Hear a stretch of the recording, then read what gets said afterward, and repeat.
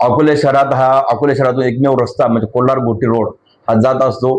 अकोल्यामधून कुठलेही कोणालाही कुठे जायचं असेल तर फक्त हा एकमेव रस्ता आहे आणि या रस्त्यावरच जवळपास सगळं आपलं अकोल्याची बाजारपेठ आहे आणि ते बाजारपेठ असल्यामुळे बरेचसे जे वाहनधारक आहेत बेशिस्तपणे रस्त्यावर वाहने आडवी उभी लावत असतात आणि त्याच्यामुळे या रस्त्यावर नेहमीच म्हणजे वर्दळ होते.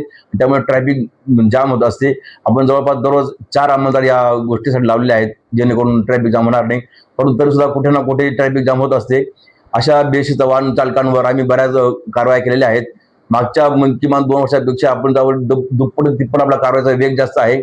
सध्या आपण 2 दिवसापासून जवळपास स्पेशल ड्राईव्ह सुरू केलेला आहे, ज्यामध्ये विना हेल्मेट, त्याच्यानंतर ट्रिपल सीट आणि बेशिस्त वाहन चालक यांच्यावर आपण जवळपास 2 दिवसातच 200 केसेस करून जवळपास 2.25 लाख म्हणजे 2,69,000 रुपये दंड वसूल केलेला आहे.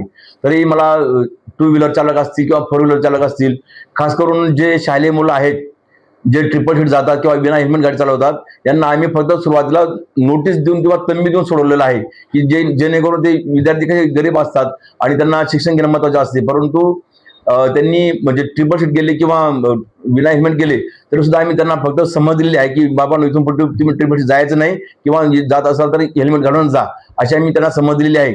जेणेकरून आम्हाला पुढे म्हणजे त्यांना संधी दिली जाईल आणि ते याच्यात सुधारणा करतील. आणि असे बरेचसे पालक आहेत की जे सध्या ट्युशनच्या नावाखाली किंवा शाळेत जाण्याच्या नावाखाली त्यांच्या मुलांना ते टू व्हीलर देतात. तर त्यांनी असं देऊ नये किंवा त्यांच्याकडून असं काही अपघात झाल्यास किंवा काही इतर काही घटना घडल्यास कायद्यामध्ये तरतूद आहेत की संबंधित त्याचे पालकच जबाबदार राहतील आणि त्यांच्या अशा विद्यार्थ्यांकडून काही झाल्यास तर सरळ सरळ त्यांचे जे पालकत्व स्वीकारला आहे किंवा त्यांचे जे पालक आहेत यांच्यावर सरळ गुन्हा दाखल करण्यात येईल. दंड पण वसूल करण्यात येईल. त्यानंतर आपल्याकडे जे बाजारपेठेची काही मोठी मोठी दुकाने आहेत तर त्यांना आम्ही वारंवार सूचना केलेल्या आहेत की तुमच्याकडे ज्या माल उतरवण्यासाठी गाड्या येत असतात तर ह्या गाड्यांमध्ये तुम्ही एकतर रात्री 8 ते 8:30 पर्यंत बोलवत जा, जेणेकरून सर्वसामान्य जनता जे अकोलेकर आहेत यांना ट्रॅफिक जाम होणार नाही आणि रस्ता मोकळा राहील.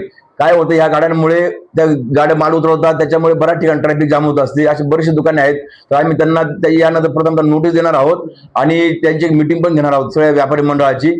आणि ही मीटिंग झाल्यानंतर आम्ही त्यांना नोटीस देणार आहोत की तुम्ही अशा प्रकारे वाहनधारकांना किंवा जे माल खाली करायला येतात त्यांना तुम्ही रस्त्यावर लावून देऊ नका वाहनं आणि तुम्ही रात्री 8 ते 8:30 या वेळेत तुमचा जो मुद्देमाल असेल किंवा माल असेल वाहतूक करण्याचा तर तुम्ही त्या दरम्यान करत जावं असं.